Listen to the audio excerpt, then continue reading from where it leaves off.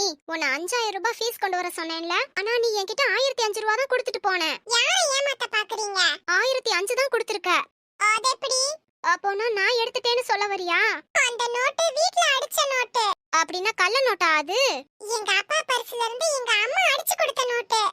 நீங்க காசை கொடுங்க, நான் எண்ணி பாக்குறேன். 1000 ரூபாய் ஒரு நோட்டு இருக்கு, 5 ரூபாய் ஒரு காயின் இருக்கு. கூட்டுனா 1005 தானே வரும். மிஸ் தப்பா எண்ணாதீங்க. இது 5, இது 1000. சேர்த்து கூட்டுனா 5000. இப்போ கணக்கு சரியா வரும். மறக்காம பில்ல கொண்டாந்து கொடுத்துருங்க. பிடிக்குதே, பைத்தியம் பிடிக்குதே. நமச்சி, உன் ஃபீஸ் எங்க? மிஸ், எங்க வீட்ல திருடு போச்சு. இப்போ உங்க அப்பா என்ன பண்றாரு? தலையில சீக்கிரமே முடி வளர்க்கறதுக்கு நிறைய எண்ணெய் தேய்ச்சிக்கிட்டு இருக்காரு. போலீஸ்ல போய் திருடு போனத பத்தி கம்ப்ளைண்ட் பண்ணலையா? போலீஸ் ஸ்டேஷன்ல மொட்டையா சொன்னா ஏத்துக்க மாட்டோம்னு சொல்லிட்டாங்க. அதான் முடிய வளர்த்துட்டு போலான்னு எங்க அப்பா திரும்பி வந்துட்டாரு. ஆக மொத்தத்துல எவனும் ஃபீஸ் தர மாட்டீங்க.